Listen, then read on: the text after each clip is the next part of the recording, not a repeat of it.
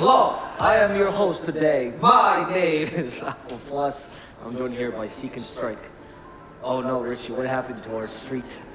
Was this thing going I forgot. It's always looked like this to me.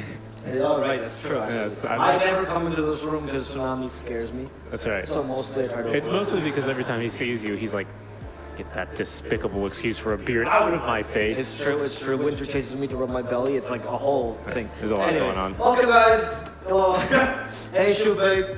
Hello. Hello. We're live. This time we have no delay because we have no games today, obviously. That's right. I'm assuming you guys were watching in Western Europe all night. We understand not many people want to come to this stream because it's more of a inside baseball, is what Richie likes to talk about. There's a Q&A stream. We're hoping to talk a little bit about the production of this DPC, the production of the content of this DPC, and also talk about all the feedback that was given to us in that feedback thread. And That's right. Answer some comments. That's right. Well, I wanted to do that thing that they used to do on when Reddit AMAs were good, when they would record the answers and then they would reply to the comments as a video, which was very useful.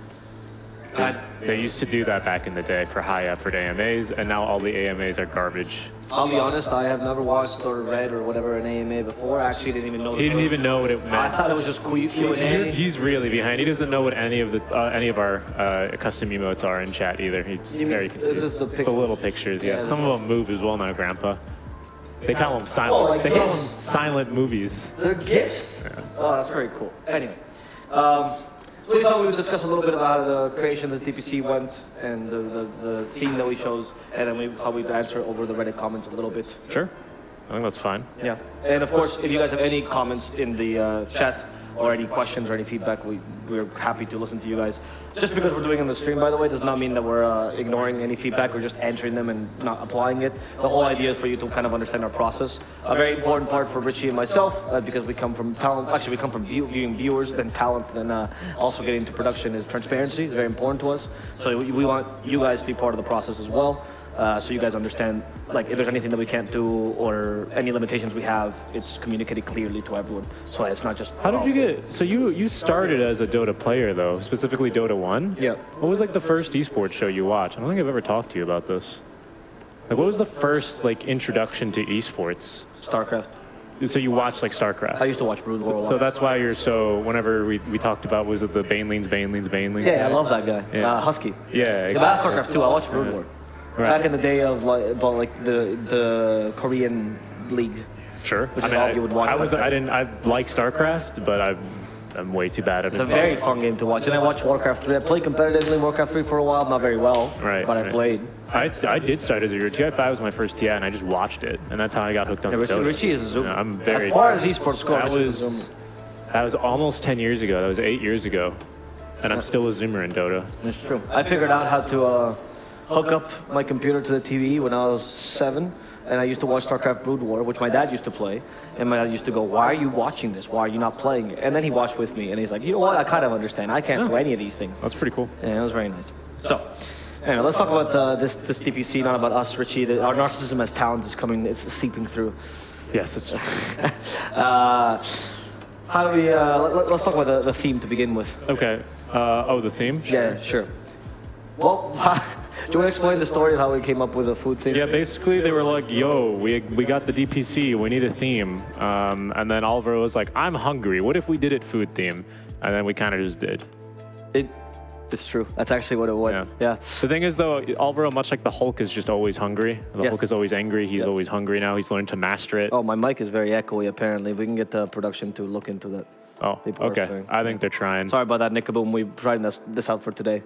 But we'll fix it. It will be fixed. As you were saying. And yeah, Alvaro's just always coming up with these wacky ideas. I mean, it wasn't on this channel. It was on your Avo Plus channel, wasn't it, on Twitch, where we did the road show. Yes, the road trip. The van. Not the road show. Yeah, road show means something else. Yes, that's true. Yes. But we did a road trip, and we were like, oh, why not? We can do something silly with this as well. And yeah, we kind of just did. I don't know. I thought it was like a nice local theme as well. I mean, you know, everyone in C likes to brag about their food, so why not make it about food? Yeah. I think one of the important things we were looking into this season was as well, like, I mean, I personally love themed events. I always was a big fan of them. I'm not really a big fan of the professional appeal. When I grew up with Dota, I grew up with the G2 days. Sorry, not G2. What am I saying? The 2GD days, right? The Two Good Studios, and those were like. I mean, you remember, that's the true degeneracy of Dota, right? And I love the ideas. Like, to me, a big part of watching esports was not just, oh, gaming is cool, but rather it breaks away from a traditional broadcast, which was the professional broadcast for sports. I've never really understood those, I'll be honest with you. Like, I like basketball, and I've never watched a basketball panel in my entire life because they're so awfully boring. The new Shaq one is pretty decent, I'm not gonna lie, like, now that they've added his personality. Yeah, I mean, they've been doing that for a while, right? Yeah. They have that one show. I remember I saw their contracts got renewed for millions. I mean, they're fun, especially if you're part of the community, but I never really understood that appeal as much as the appeal of being more goofy. I mean, it's a game, right? So when everyone's like, oh, this is the match for their life. Brother, they're playing a game that I played when I was 6, you know? Like, it can't be this serious, right? So obviously they're playing for a lot of money, but when your contract is millions of millions and they go and say, this match will determine the rest of your career, this guy doesn't have to work anymore for the next 60 years. It felt a little bit ridiculous. So I like these shows a little bit better personally, of course. I think there's a place for professionalism as well. I think lots of productions do that, and it's fine. I think it's about a balance as well. So I think, I don't know. I'm not saying I think the days of like the EU hub, hubs are gone necessarily, right? Because I know those had a pretty big appeal. Again, those were before my time even, so I was never really part of the community. I love the EU I did hubs. them. They were fantastic. But I feel like these days it'd be a little bit more hard to get away with something that casual for like an official broadcast. Yes, right? exactly. That being said, when you dress it up and you have all these little silly props and you make the little silly signs, like you still get to have that kind of fun, I feel, while still making a relaxed environment. And honestly, like when you have ex-pros on panel, like, and they want to flame, like they need to be in a comfortable environment to do that. You know, if you make them dress up in suits and the lights are super bright and all that, it's like, it's not gonna, I just don't think it comes off as well. I also feel like the general vibe of SEA is to have a more casual vibe like this. I think, for example, the vibe for US is very well done. Like this professional appeal that scene has, because it's the one region where like you're importing a bunch of pro players from everywhere else, right? It doesn't really feel like EU. It feels like just the quote-unquote best region, they say, right? Sure. Because they have the most money, they have the most sponsorships, so I understand the professional appeal for EU. I think that's a very good choice. Big fan of the broadcast this year. Yeah, of course. And of course, the previous years, that's why we participated in it. But I think that SEA requires something a little bit different. I also find that a lot of the broadcasts that are not EU, because they're much more local, they lack the local flair often. I feel like when you do an SA broadcast or SEA broadcast, part of the fun is not just celebrating the Dota, but celebrating the culture of those places. Especially because, in my opinion, actually no, I know for a fact because I've come from Spain, a lot of Westerners just don't know what's going on here. Like, they straight up don't know what Southeast Asia is. They can maybe pinpoint Malaysia to map it, they're very smart. At best, most people think I live in Thailand. They don't know. Like it's close enough. They have no clue what it's like here. And I think being able to showcase those cultural elements is cool. Well, one of my first tournaments, actually my first tournament I ever casted was a Malaysia-Brunei tournament. It was a local league. And I remember meeting a bunch of the admins at the time of that tournament. And it was really cool how I met them in a very genuine sense. As in, like, they were my friends, we were doing something together. And they taught me about Malaysia and Brunei in a much more honest way than, say, a tourist would have when they go to a country. And then you get to teach like all the cultures and food. And I think esports can do that. I agree. I think it's, especially for these kinds of shows where it's like, I don't know, like, I think there's a balance of like, talk about the Dota, especially when it's important. Yes. But there are times when the broadcast does need to draw more from those EU hub friendly kind of days, the 2GD days, and do a little bit of fill and keep the show entertaining because it's a Dota show after all. And that's where I think, learning about culture and getting to see a little bit of, your own food on the menu. Like, I think it's kind of fun, right? I feel like for you especially, some people are like visual learners, some people like, they write stuff down. That's how I remember it. Alvaro learns through his stomach. That's true. So that's why he really enjoyed those particular experiences. I think food is like the most non-offensive thing you could ever have. Like everything culturally, sometimes there's like, people will go, that dance, we don't do it exactly like that. Or, I don't like that style of painting, but everyone likes eating, right? So I think it's something that unites SEA. I also think food in Southeast Asia is incredibly good. And it's something you can feature, right? Yeah. Not every place can say this. Like you can go to a garbage restaurant in the middle of nowhere, absolutely kampung, in the middle of Malaysia, and it's like mamak. They have 2 plastic chairs. That's the most they've ever had, and they serve the best nasi lemak in the history of the world. And Sure. Sometimes it's not even stools. Sometimes it's just a roadside place. Yes, yes. It's literally like that. They have to eat with your hands, of course, which is much more common here. I remember when there was like a couple of early threads about the set when people were surprised by the set. There was a couple of comments when I was like, oh, I feel like we hit the mark. When people were like, no, you don't understand. Like this is the most chill environment. Like you just go with the boys, that's exactly what we were hoping for. So, I thought we did that fairly well. Yep. And we did that in WSG, right? That's when we got the idea from the first event Richie and I did together in Atlanta. Oh, yeah. Actually, as a that was here. That was like literally like a stone's throw away from this studio. And then we went out to eat right after that. We were both in suits and we're eating with the, yes. what is it? You got roti canai. Roti. I got roti canai. I think I had nasi goreng, and we ate it with our hands. And I still cherish that experience. That was a very valuable. That's fun. So I guess that kind of answers. I don't even care whatever's from Reddit comments. Yeah. He says he was a really big fan of the backdrop. Thank you. He gave it a lot of hearts. No idea how you guys are going to top it next, but I'm sure you guys will find a way somehow. Yeah. Will you eat those Indomie and mix it up? I mean, yes. It's back there. They're actually. I have. It's in my contract that I got to take all the food home, Reza. So that was the whole reason I did this. Yeah, that's true. We do have a couple of props to store later on.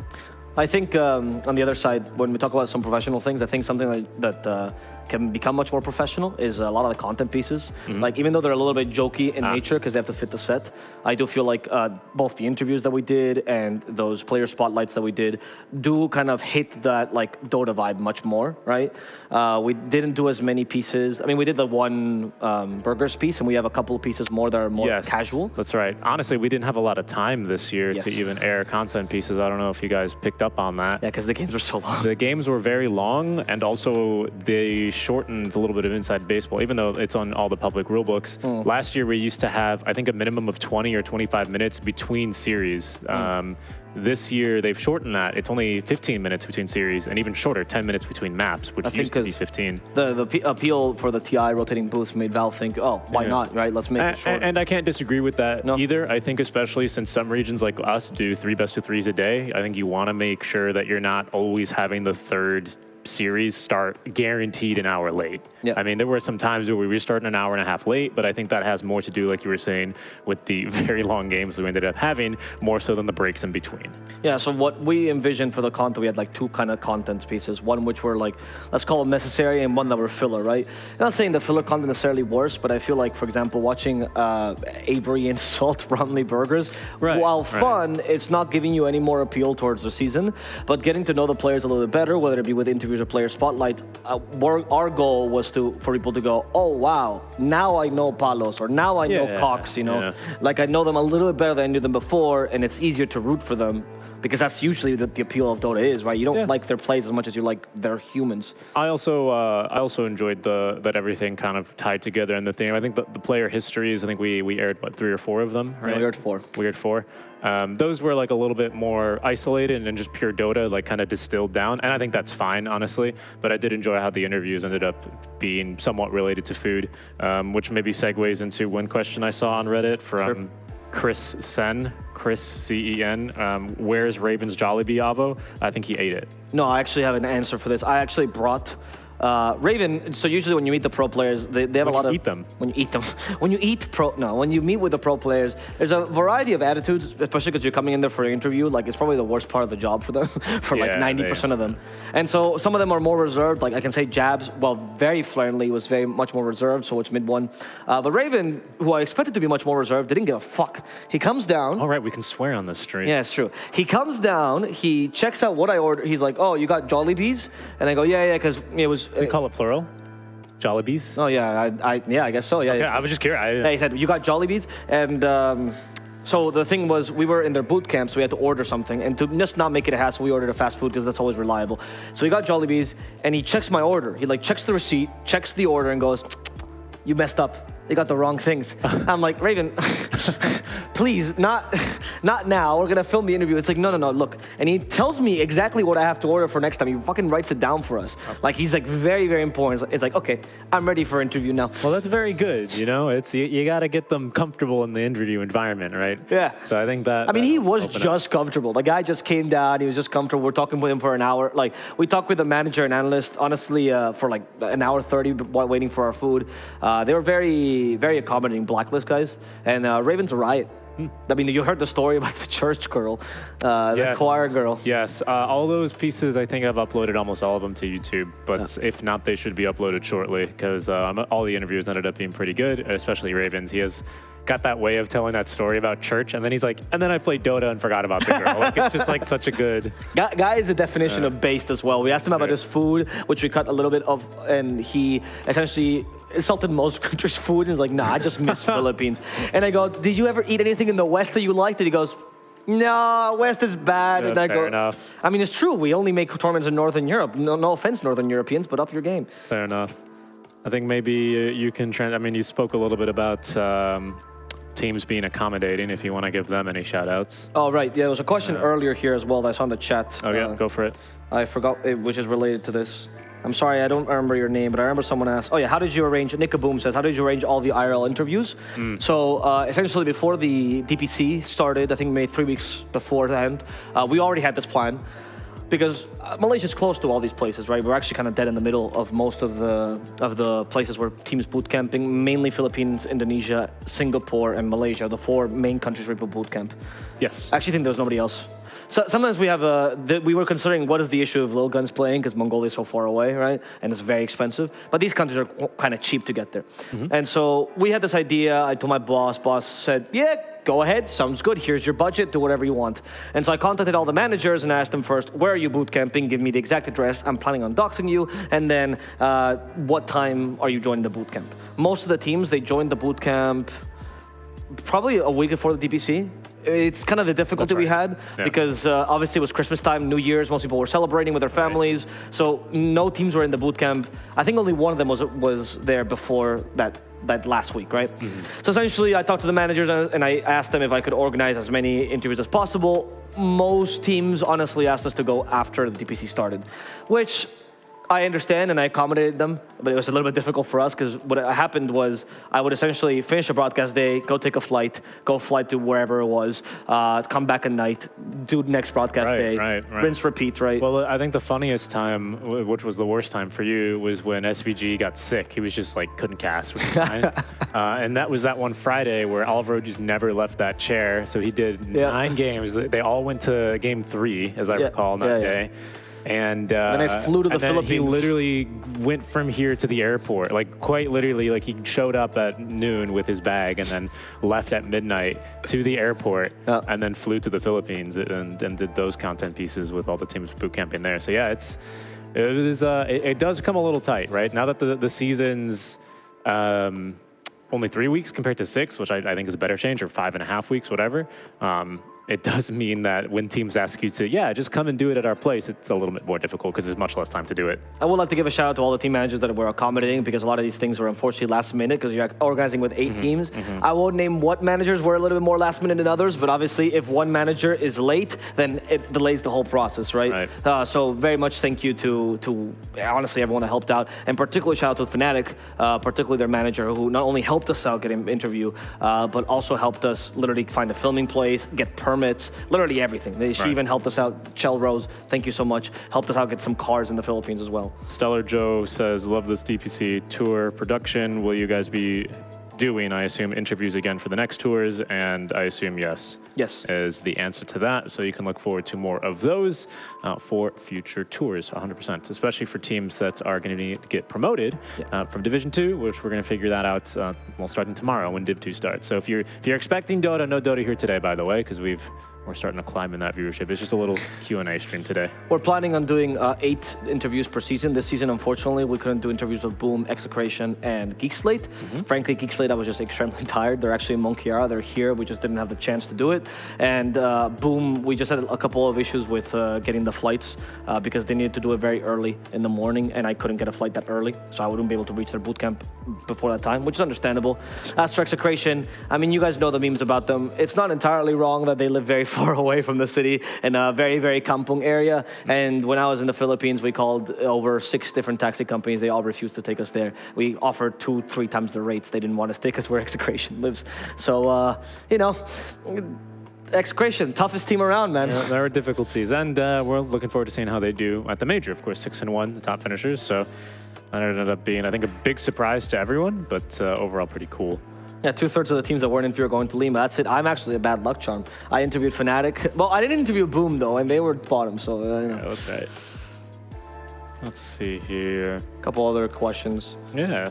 Oh, I saw someone from this Sexy Beast says, thanks for all the hard work, guys. SEA fan, is refreshing to see the teams immerse themselves in different SEA cultures. Games, panel, content were all top notch. If possible, I would suggest getting in touch with some of the page admins for the different teams as their times.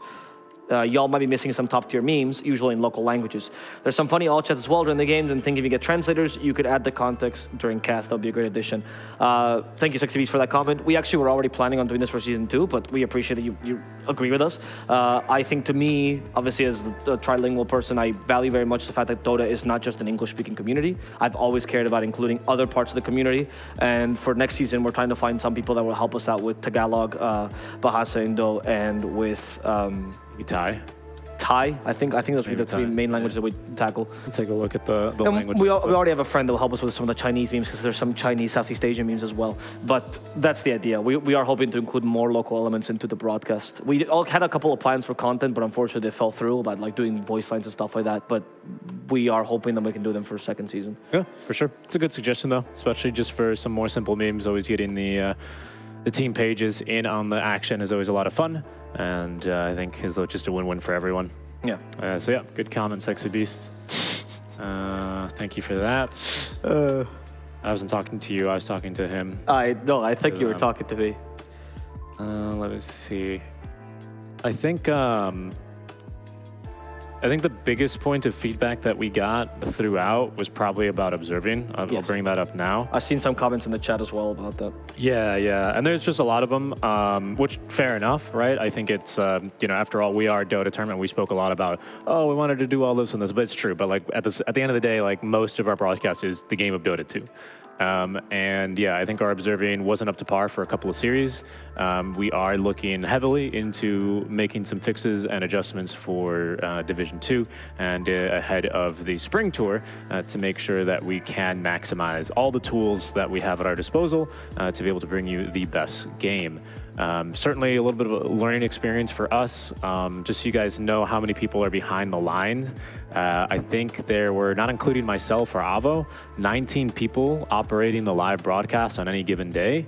And let me see, you had observers 1, 2, Glem, our in-game director, replay operator. So you had 4 people dedicated to bringing you the Dota action at all times. So it is quite a bigger operation than one might expect, especially if you've never done anything in the production world or if you've never gone live on Twitch.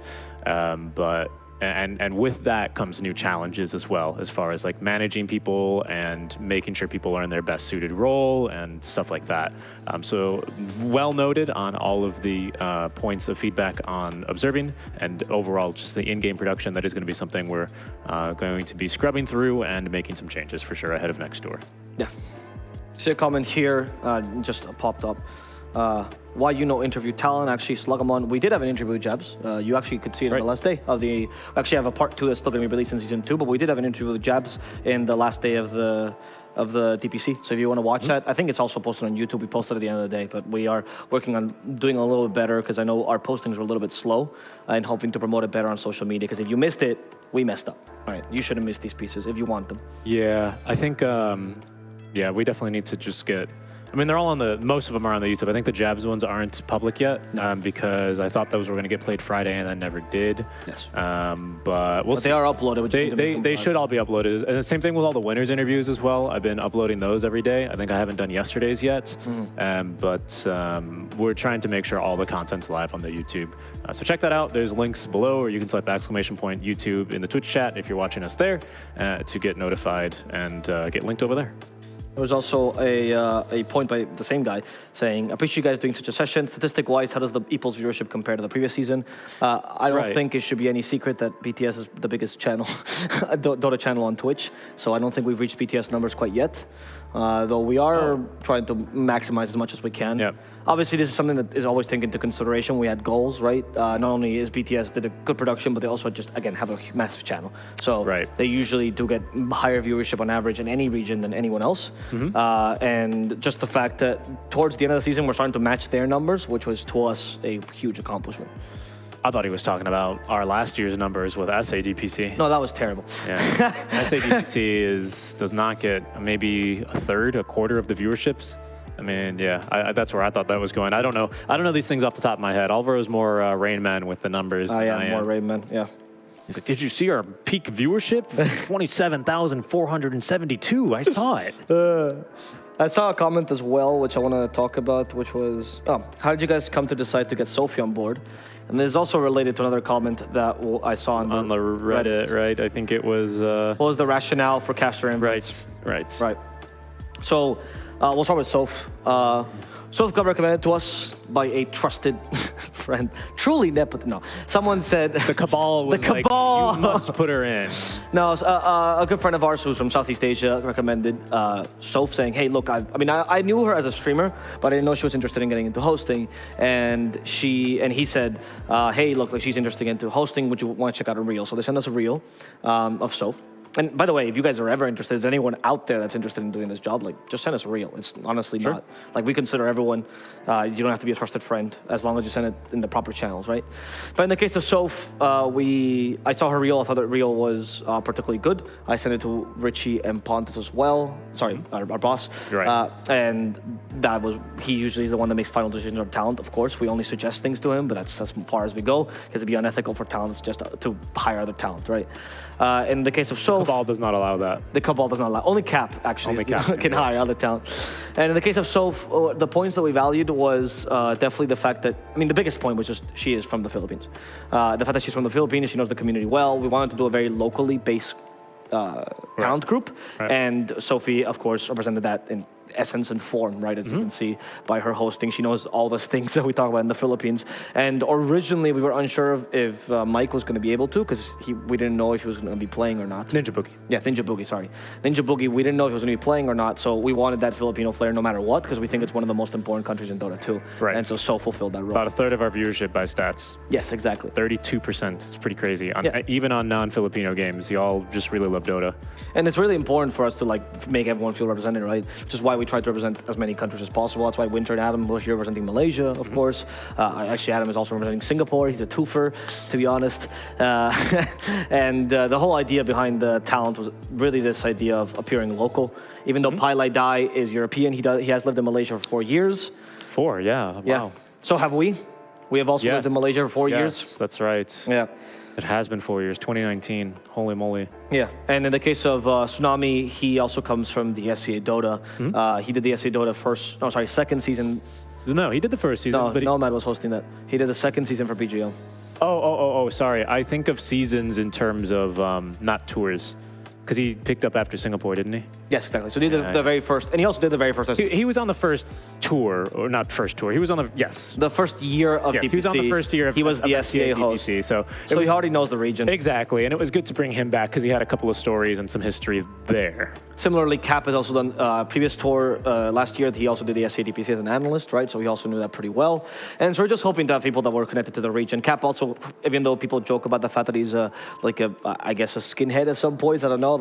People go really crazy with how much Cap likes America. The guy's first 6 years in Dota was actually only casting C back in Joint Dota League tournaments, actually. So people they discredit his appeal for C, even though that was how he got the start too. So that was kind of a rationale, besides the fact that they're all very good talents. Right. in general, right? That was obviously the first thing you do. But when you have a selection of like 30 talents and they're all incredible, who are you going to pick? Well, you're going to pick the people that fit your broadcast best. Yep. And the people who are available. Yeah. Right. Yeah. That's another thing I learned this time around. Yeah. Okay. I think that's a good answer for that. Oh, yeah, there was another part of this question, which is what made you want to cover? Oh, yeah, it's locale-based because they're most used to the time zones and I guess cheaper travel. Travel, it doesn't really matter because it's a one-time flight, so it's not really a big concern for us. And the time zone's not really a concern either because we're in Malaysia, right? So they're going to get used to the time zone here eventually. That's right. But what made you want to cover C? Did you apply specifically for C or any particular region?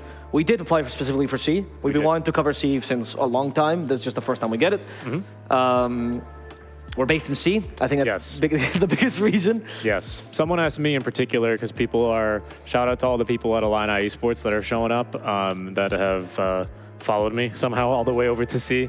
But hello and welcome. Some people have asked me in particular, like, why are you in C? Why? How did you end up here? Despite being 100% NA born and bred, which I love that comment as well. Yes. Not 50% NA born and bred, 100%. 100%. He kisses the flag every morning. I'm too NA. I actually had to, I've changed into these sneakers. I was wearing cowboy boots before I walked in here. No, but I moved here, like I said, in 2019. So I've lived in Malaysia with Avo since August 4th, 2019 was when we both moved in. We used to live together. We did for a couple of years. Yeah, couple of years. And yeah, so that's why. I mean, we like C Dota. We haven't always had the chance. This is speaking of time zones, this is the first time we get to do DPC in our own native time zone. Last year we were waking up at literally 2 in the morning. Cast Dota for SA. It was terrible. It was brutal. It was real rough. Like, I never thought, because I've been casting for so long, I've done these long-ass tournaments. When you do like 6 weeks of waking up at like 3 a.m. every day and like having this flipped schedule, I was very depressed during the SEA DPC, especially during the final season, right? But not because of SA. I love SA Dota. In fact, it's a region I love very much so, but it was the schedule was brutal. So being able to do something on our schedule was very important. I also personally think that C might not always have the best international results, but I think their DPC is by far the most fun.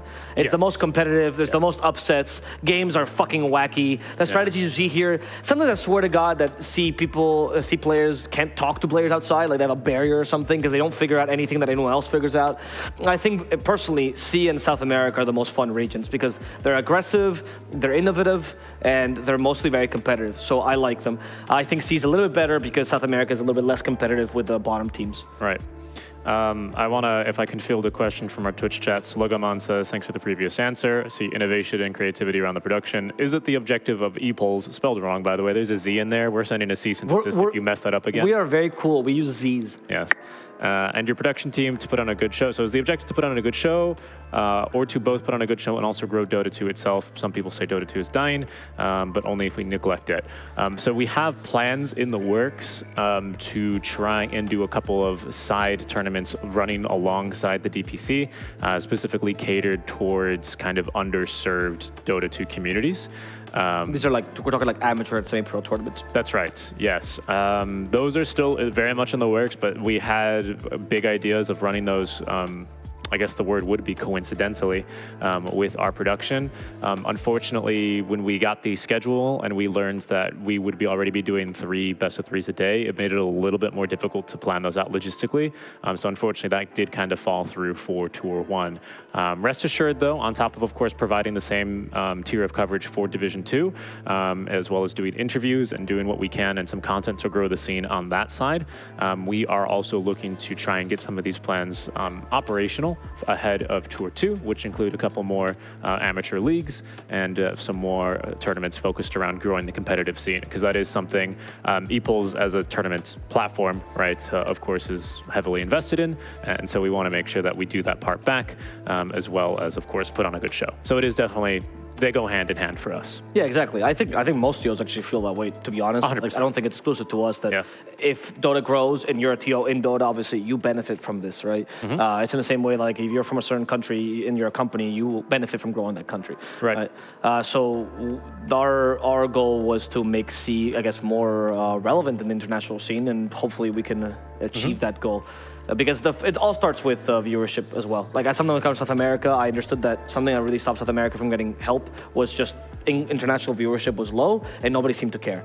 And if you get international viewers interested, then there starts to be more sponsorships, there starts to be more growth, there starts to be more resources, and all of a sudden you'll notice teams getting better as if money makes men.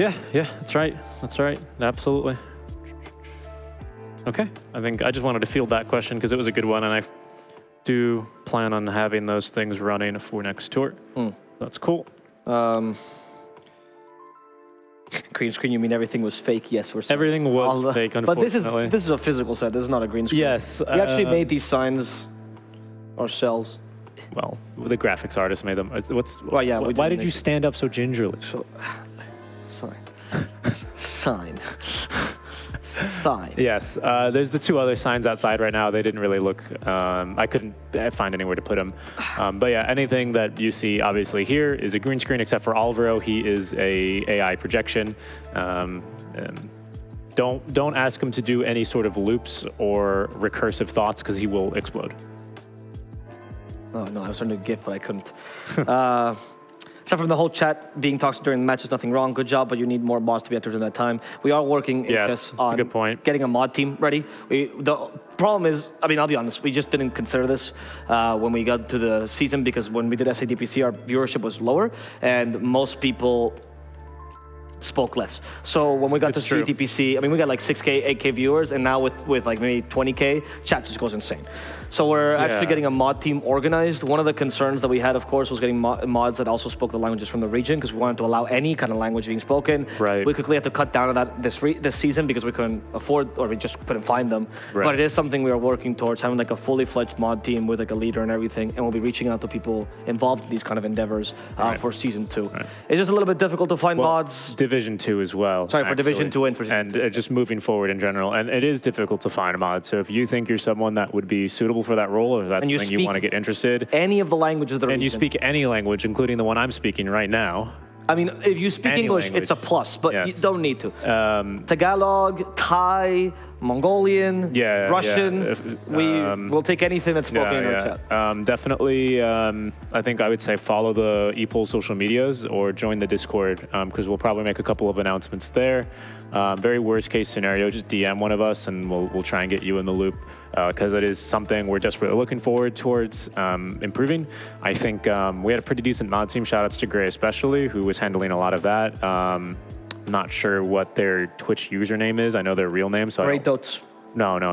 We had more mods that joined us and helped out a lot. But I only know them by their real name, so I don't want to dox any of our mods on accident. Technically. Yeah, but thank you very much. I was also modding games when I wasn't modding Twitch chat, pardon me, when I wasn't casting or otherwise on the production line. But that's more of a power move. It's not really exactly. I just ban anyone when I feel like it. If I don't like it, I'll do it right now. In fact, live on air. No. In fact, if you comment any other casters, I'm banning you. If it's Cap is doing a good cast, banned. But yes, that's something we definitely need to improve on. Yeah.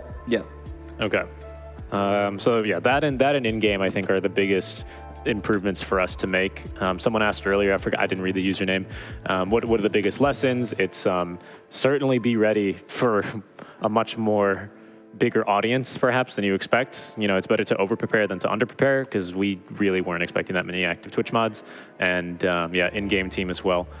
Still needs work are the 2 biggest lessons, I think, if you're just gonna tune out now. That's what I'd say. Yeah, those are the 2 things we're working on the most. And of course, we say season 1, you're just kind of ironing these kinks out. It is our first DPC, so a lot of things were kind of unexpected. We try to prevent everything. And there were some things, for example, we prepared for that were not needed at all. And there were some things we didn't prepare for like this that ended up being an issue. That's true. And that's coming from 2 guys that we've done. We've worked, we've been very fortunate, I'd say. We've done every single league, every single tour, right? We've had to work in this current format. Yes. In a couple at least Division 2s. Yeah, I mean, in a couple different roles, but I mean, it's still kind of the same time format. After all, we're a Dota show, I always like to say, so we have to go around the Dota.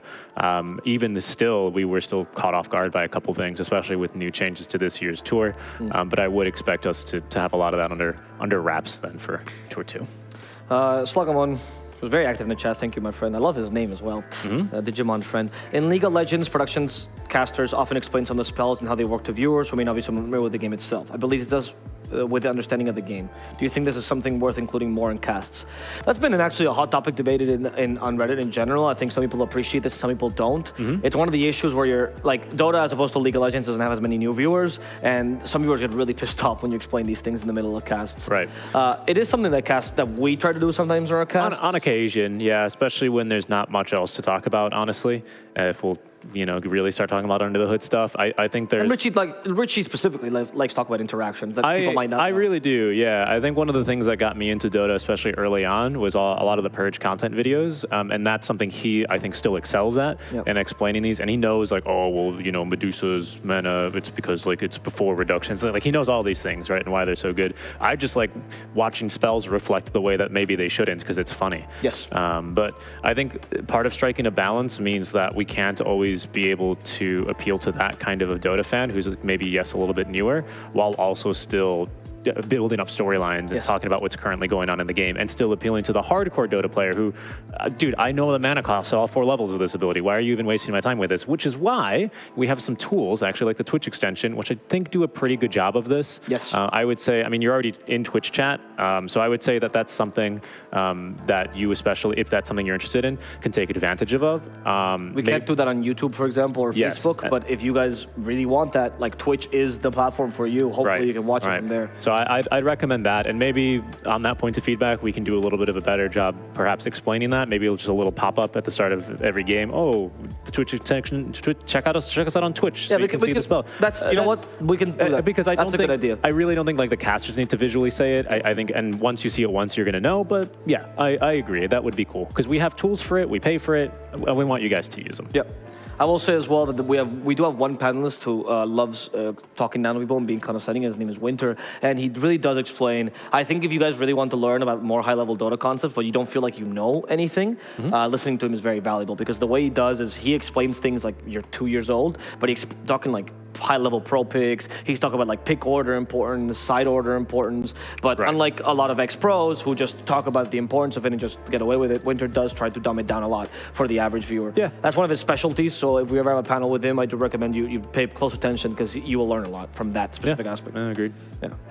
And then that's between flaming, yes, of course. He flames, he explains, and he flames. There it is, yes. He flames, explains, and then complains more like. It's true, it's true. Every panel ends, Winter comes out, where's my food? Where's my food? Oh, the food wasn't that good. Okay. Flaming 016, this man, blue sky brings tears, he knows. There it is,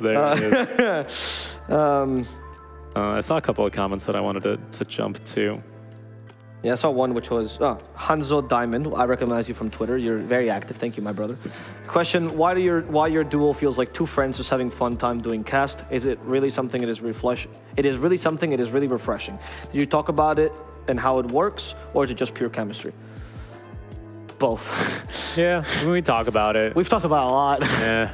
Every time we cast, we end the cast and we do a feedback session for like 5 minutes after each cast. It's pretty common. And we'll have like meetings as well throughout the year. Yes. It's very formal, but we talk for like 6 hours while I pace around the room. He specifically paces. Last time I was on a balcony, he was pacing around the balcony.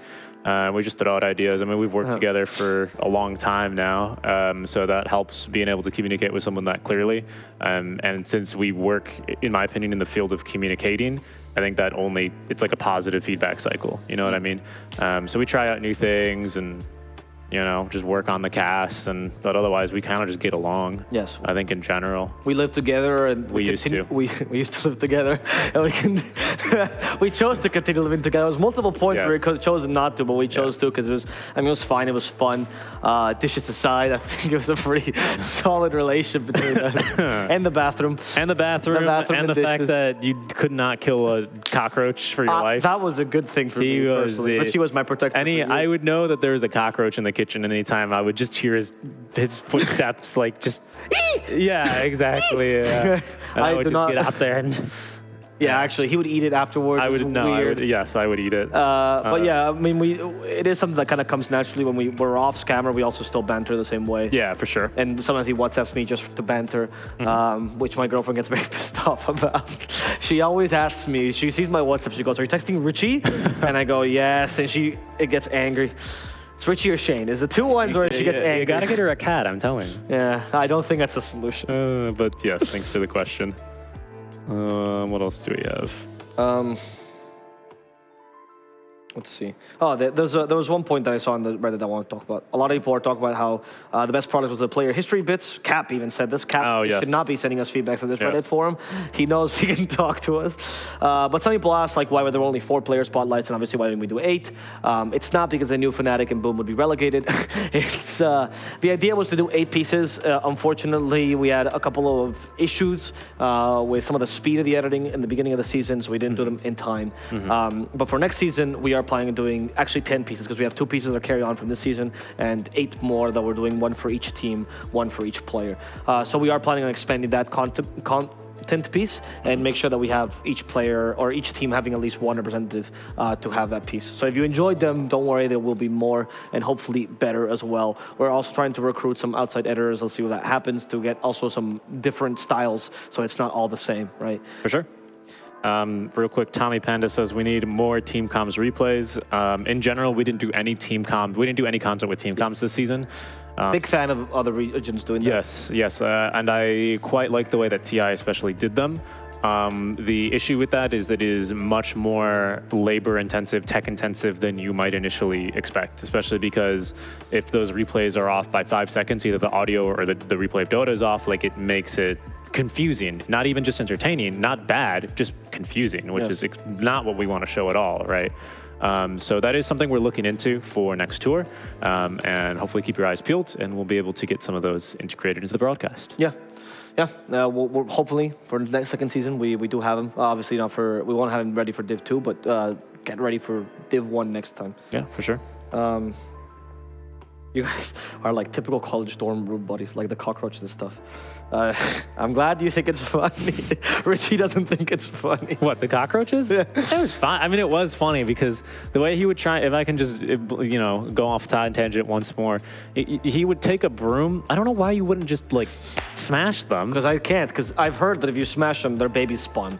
Okay, so instead what he would do was he would get a broom, and choke them. No, he wouldn't. He would then proceed to use half of a paper towel roll, not half a paper towel, half of the roll of a paper towel. Yeah. And put it in the front of the broom. And then he would put it on the broom. And then he would then, like, what's the sport that they do? Curling. Curling, right? When they like broom, then they scrub the ice to melt it so that the rock goes farther. He would just like try and smash these cockroaches against the wall. Yeah. So I would just hear like I don't want to touch him. The sound of the broom banging against the wall, basically, and then him investigating, go, it's still alive because you're just smash, and then I would just get in there and smash it, and then keep playing my Dota game. Like, it was the most ridiculous, this guy.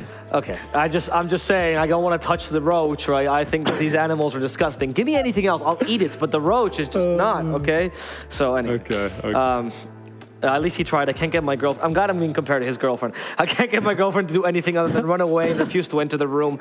Blue Sky brings tears. It's funny you mention that because that's what I do with my current girlfriend. Because she doesn't like it either, but she's stronger than me. So I close the door to her room. She can't come in. And then I leave her out with a roach. And then she has to deal with it. Good luck to her. Richie was not as nice and he was stronger. No. Real quick, I see a comment. I'm not sure what Tommy, best waifu. Sorry, I'm not a... I don't watch anime. More Kanka dance, please. And then someone said no. And then I actually saw this as a point of feedback in the Reddit thread as well. Yes. I quite liked most of our, I don't know what they're called. They're called wipes. Draft transitions? They're like the stingers, they're wipes, whatever. Sure. And I liked most of them. I think it's just a little fun, stupid thing we did. Host rings the bell, a hero runs across with some food, and the draft is revealed behind him. Because of how funny we thought the NP one was, they ended up making another one. But I think in the future, we're going to try and make them a little bit speedier and a little bit more food related would be the goal. So yes, like we original techies, for example, was like our idea we had, or the troll carrying mangoes. Troll carrying dim sum. Oh, dim sum, sorry. Yes, the techies had mangoes in his cart. So stuff like that. We just think it's like these little silly things that make the show a bit funny. But but perhaps you're right. I think the heroes dancing was maybe a little bit too silly. So We just got excited. point of feedback taken. This is something that really happens in the creative process where we have an idea and we take it to the extreme because we get really excited about it. I know Aries, hello Aries by the way, was in the chat asking how the creative process works in these things. And most of the time we're doing set design. Richie and I, and I mean this time it was also with the EBN crew, but it was Richie and I that started the process. We go, well, how would this look? And then Richie one-ups me and then I one-up him until we finally get to an idea. Yeah, and then we find a happy medium somewhere that's more realistic. Yes, But yes, it's good to have those, in my opinion. I think that's why we work well together, because we have these ideas and can kind of criticize them. And then eventually we have something that's like a little bit unachievable. And we're always like, we're going to do it. I promise. And then we both like settle for something much more realistic. Yeah. But because we set that bar high already, like I think it ends up being It's okay. just pure disappointment no matter what though, because you set the bar high. Like in the EU DPC, it's like, what if we hire a real van and we make it through all of Europe, Eastern Europe, and it's like, all right, okay, Alvo, calm the fuck down. Yeah. So we get ideas like that. But yeah, this set is actually, it's 2 mall carts. Like if you go to like a mall and you see like a stall where they sell usually like smaller stuff, maybe some jewelry or some perfumes, you know, it's literally just mall carts, which is why they have these. I almost fell, which is why they have these lights up here, and like on the other side they have cabinets. Yes. We've just simply dressed them up, and they end up kind of looking like food stalls. We bought that little thing to your right, which is for holding food, like cooked food. You'll see it in a lot of our B-roll. Yes. Yeah. It's very common if you ever see any like carts here. Yeah. In fact, our idea originally was to actually get a real cart, Right. Which I was planning on using on my side job on the, after the DPC. But the real cart didn't really work well with the cameras because it was very reflexive because Right. they're all mostly made of metal. Right. The problem there is exactly when you're doing a green screen set, then you can't really have anything super reflective, which is why if you notice from day 1 to day 2, we painted the silver bell red. No, I cannot. He can't reach it. And then But you'll of also course. notice that like everything on the set as well is either 1, not green, or 2 is just colorful and not reflective, right? So that was a little bit of a restriction for us, but it was kind of fun to work around. I kind of like working with restrictions like that and being creative. I think limitations usually make the broadcast better. It's true. kind of been the case for our previous broadcasts That's as well. Like, for example, when we did Division 2 EU, remember when we did the second season, one of the limitations we had was it was COVID time, and I wanted to go back to Europe to be able to see my parents before, I couldn't see them for 3 years, and my girlfriend. And so, because we were apart, I thought, well, how can we make a broadcast that works from 2 remote areas, which is why we thought of the news broadcast as an idea. Right. But it's usually these limitations that bring us together and that allow for these sets to be a little bit more creative in general. I also think that, luckily enough, in Malaysia, having colored cutlery and stuff is very common. Yes. I don't know if other Yes. SEA countries have it too, but it's very, very common. So like many other things in Malaysia and also Singapore, and maybe the Philippines, I saw a lot of malls in that B-roll. Everything is in malls. So like our studio is in a mall, undisclosed location, but in this mall, like if you find it, we will give you absolutely nothing. Maybe a restraining order. Yes, we won't give you anything. No ang pao. But like many other malls in Malaysia, it has a Mr. DIY in it. Yeah. So I literally just went to Mr. DIY. I've been there for like 4 or 5 times. Yeah, just loaded up on all this. Like anything on top of the tables was basically DIY. It was very easy.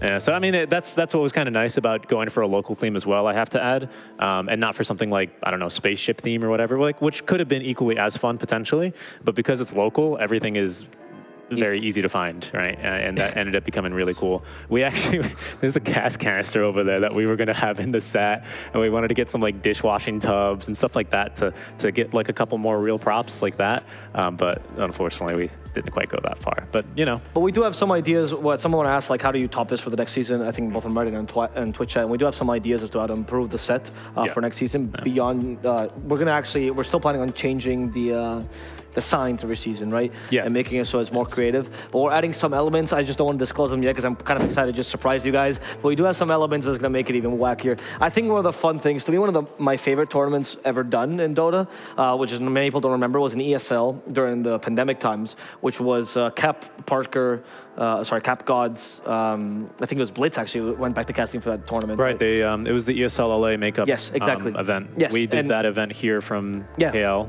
We did part of the event They here. did at the very, that was probably the last broadcast. because they did at the BTS house. They separated per regions, right? So I think they did EU and they also did North America, or it was, I don't remember. But anyway, the point was, one of the things that event that I liked so much is that Gods couldn't get a haircut, and the guy usually has a pretty long hair, and by the end of the event, his hair was just absurd. It was just ridiculous. You can see in his eyes that his soul had left him. Like he no longer had any fun doing what he was doing. But that was funny. I would tune in every day just for the panels because it was so funny watching gods like die live on set.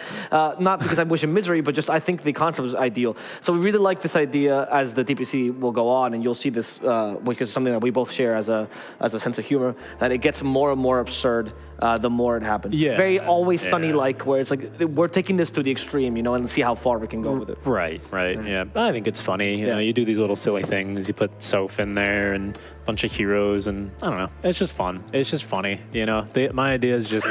If you're watching the set, like I want you to be able to look at something. Even if you're bored by Winter flaming the teammates or his old teams, you can just look at the set. What is it? Sorry, I just read a comment going, why do I feel Avo's legs are not proportionally ripped as his upper body? No hate. It reminds me of Todd's bicep. I only do leg day. I have good genetics for my legs, and unfortunately my arms are not. Right. I thought it was very funny. I'm sorry, I just read that. I was like, yeah, that's on point. Yeah, good for you, man. No hate. I don't take offense at that. Get some live chickens to peck around the set. Brother, that is not a bad idea. No. But I think they would peck at we can pick them up from the Moncada place. No, we're not having chickens on set. Okay. It's funny, but no. Bad idea. We already have to clean up after you. I don't want to have to clean up after any chickens. Oh, they keep doing these things where they give me food on set, right? And I go, can I eat on set? And they go, yeah, sure. And then when my food's all over the table, which is how most people eat, they get angry. It's crazy. I had to pick up my socks from set the other day because of the bit we did earlier. Right. And I thought we're just going to leave them here. I think that's most of the Reddit comments here. I went to play basketball with Avo, and he would only run around with the ball, refusing to use his hands for anything other than holding the ball. It's not entirely incorrect. I told Adam, the only thing I can do is defense. And then I figured out, the only thing I can do is be out of shape. And it was like 1 minute into the basketball game, and they're like, oh my goodness. And Adam has just smoked 15 cigarettes beforehand, and the man is fine somehow. His lungs are unaffected by this. It was incredible. Yeah, there's that real moment when you realize I've been playing too many video games and not I doing realized it's anything 3 years physical. ago. Yeah, I played some badminton the other day, and I was like, oh man, this is rough. Yeah, I know, he got destroyed. Got absolutely demolished. This is why the bowling major is run by IO. Let me see. Are those real eggs? Yes, there's real eggs. It's cheaper. We are gonna change them between seasons. Cheaper to buy real eggs than not. And over time, though, these might become century eggs. So who knows? That's the point. What else do we have? Season 2. No, we already answered that.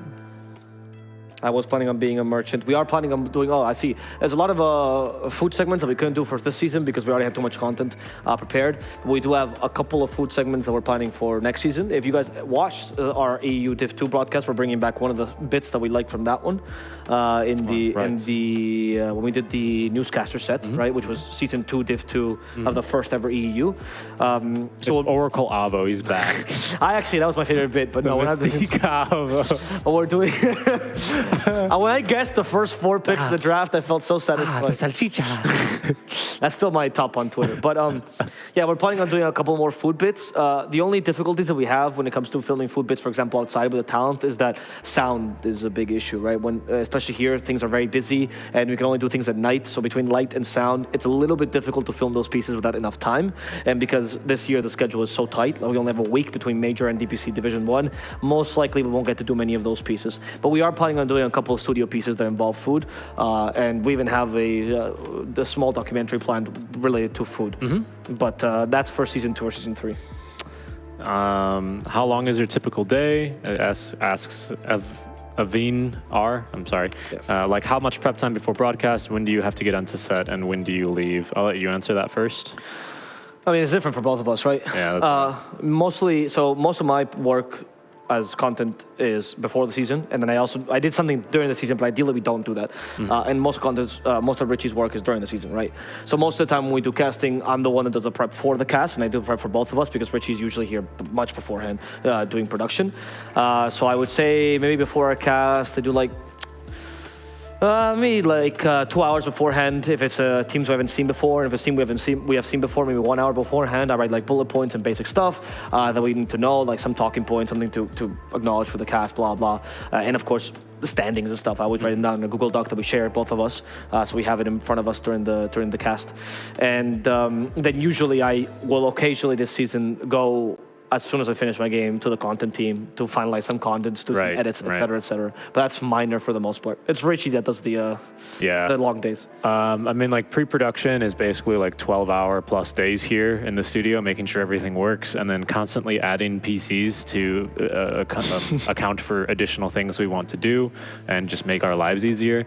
It's a lot of messing with the ATEM. This is the first time I've worked with a 4ME ATEM, and that was, I mean, without JJ's help would have been impossible, but that was still, of course, a bit of a challenge because all that old, I mean, it's not old, but that style of broadcast equipment compared to like the new style, which is like OBS and vMix kind of productions, is a lot to take in.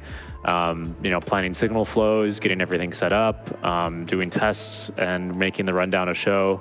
I mean, those are all things as well that you end up having to do. So our streams, well, our stream goes live at 12:15. Our first match is live at 1 p.m. I would usually get to studio around 11 a.m.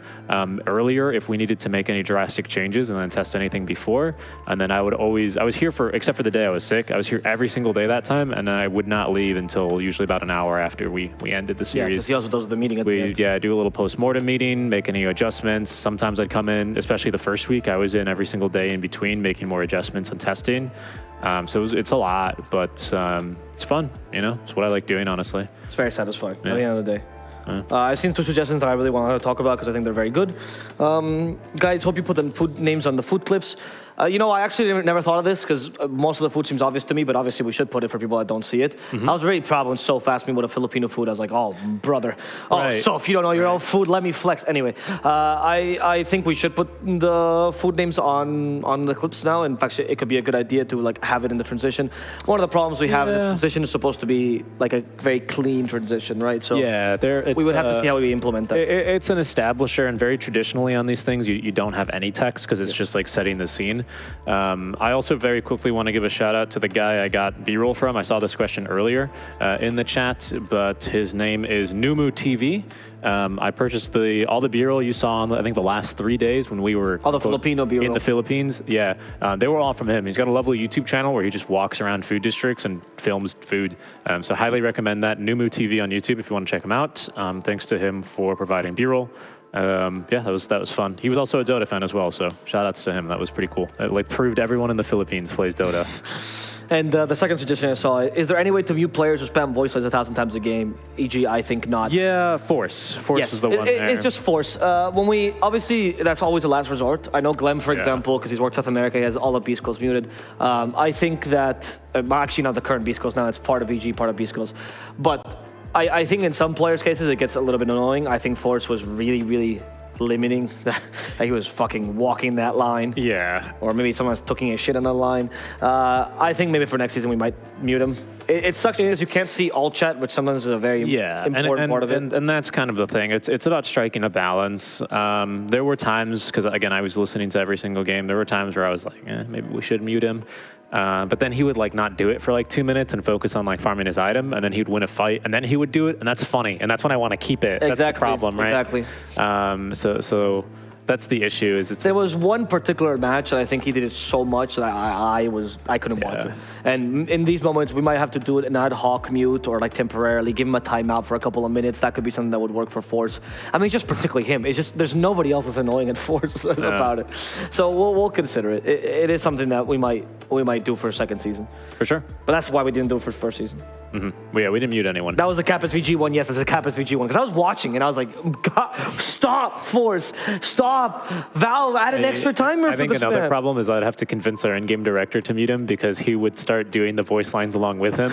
And on production crews, like on big sets like this, you all wear like these little like what are they called? Those are like headsets, basically, right? Where you can all hear each other, like on comms, and they're wireless. And I would hear him constantly just mimic the voice lines back. Glem has echolalia. Yeah, he would just, he was like a parrot. He'd parrot them back. And I was like, why are you doing this? I already have to hear it once. Yeah. Pretty funny. Special about that. What was that? Oh, is there any IRL content prepared post DPC, or is this it for the season? Unfortunately, we don't really have time to prepare like content that we publish post DPC. Maybe a Jabs interview, but that's pretty much it. But we will be having new content every season. So the idea is to, like, we're just going to use these, because 5 weeks is not really that much bare content for season 2. So we're going to use these 5 weeks to prepare as much content as possible for season 2. And if in season 2 some of this content goes unused, or this content, we realize we don't have time for it, then we will be publishing it on social media as well. Right. But for now, we really don't have anything, because we were a little bit short on time this season. Calum Supercluster asks, can the OBS not show buybacks early? And if so, can you switch back to net worth? So I think this is, I mean, agreed, yes, I think those stats could be improved. The thing is, I do like switching to buyback earlier in those moments, usually around 20 to 30 minutes. You're looking at second Roche, which with a lot of heroes in the meta right now can really determine where the game is going to be going. And ever since TI7, and especially with the introduction of the outpost, buybacks are a very considerable thing right now in the meta, even that early on, right? It's no longer just a late game consideration. So I do like having buyback status up for those crucial fights. That being said, there were moments where I did need to remind our crew to switch it back to net worth after, because of course, if there's no big buybacks, if the game's still going to continue, it's more interesting, it's more useful to have net worth still up. So yes, points taken on that, and that is something we're going to be looking out for future productions.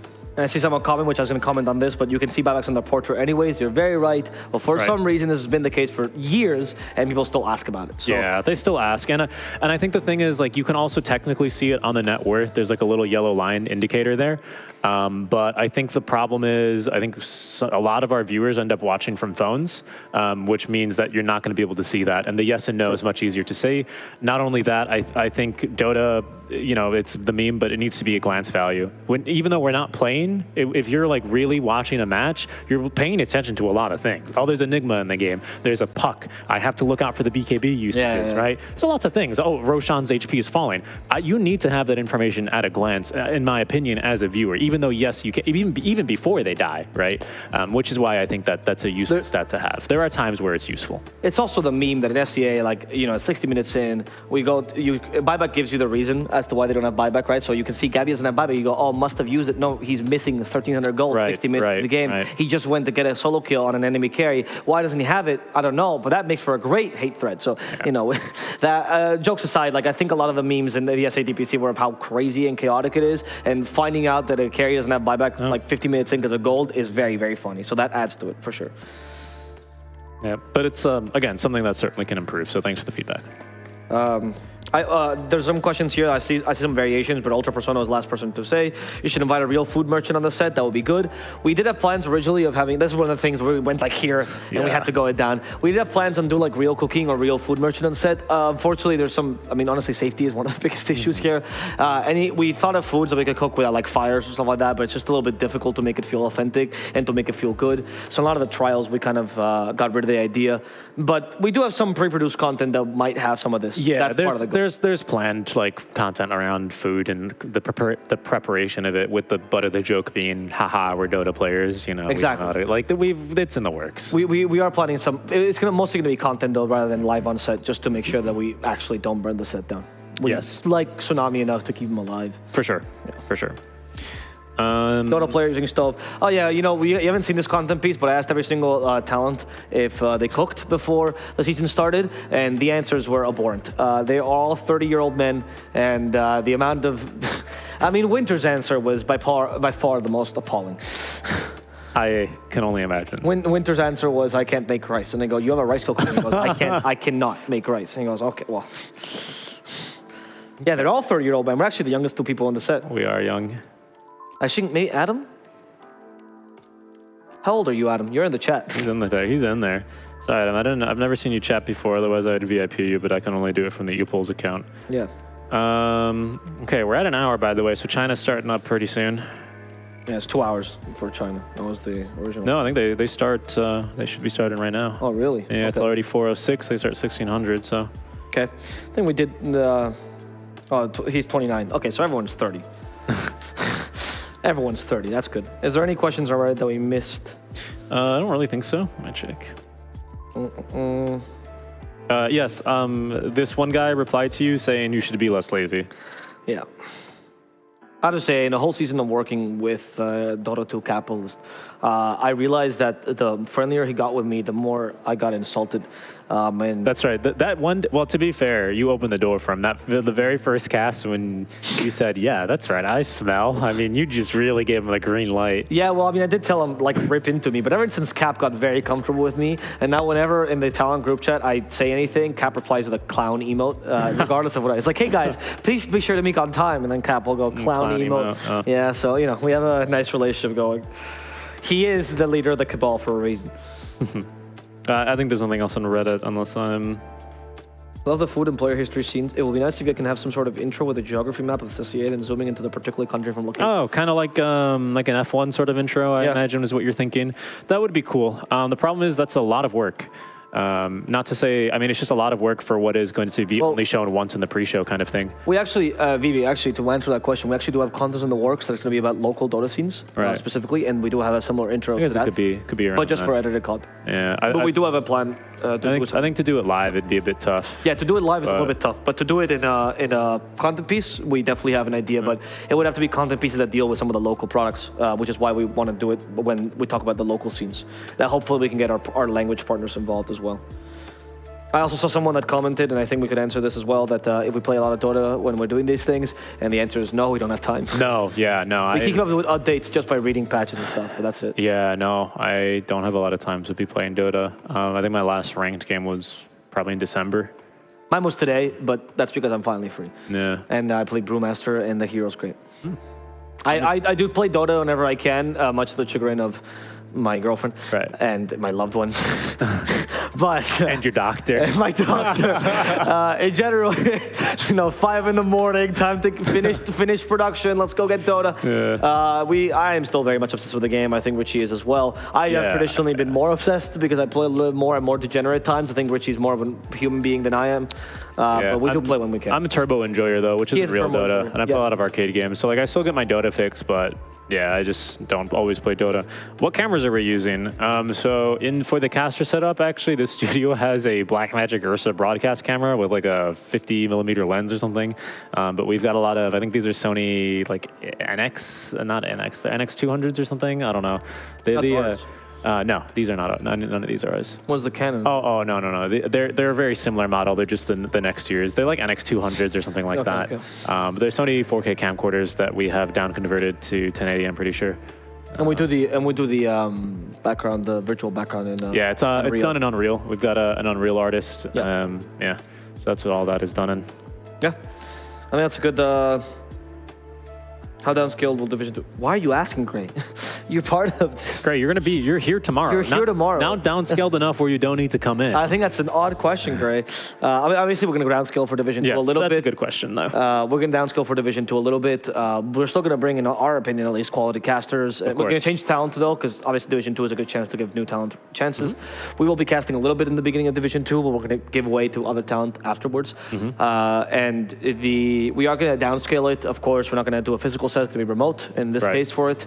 And for the first season, it's going to be a little bit more bare bones, as in we will still have player interviews, we'll still have player cams, all the chagrin, all the integration, but we don't have content pieces prepared because we didn't have time to interview the Division 2 players yet. Right. We might look into implementing that for Season 2, Season 3. There's just so much time that I have in my life. Yeah, exactly. And I also have vacation days saved up at this point.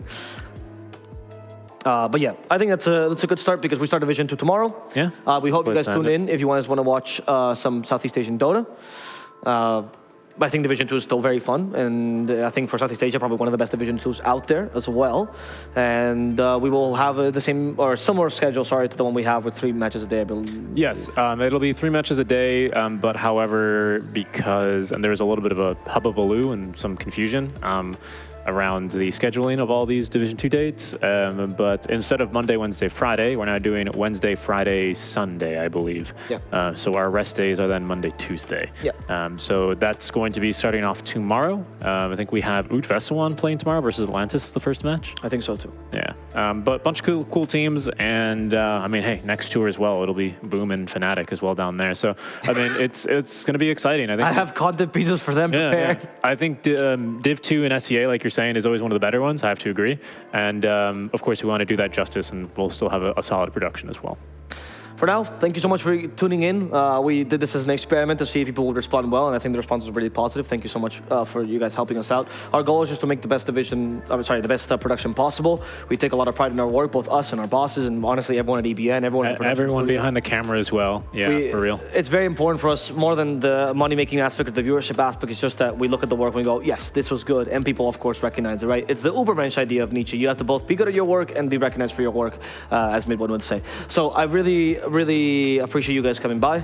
We really appreciate you guys coming by, of course, and we thank you for all the feedback, both on the Reddit thread, on the Twitch chat, and we will work on implementing these ideas for season 2 and improving them for season 3.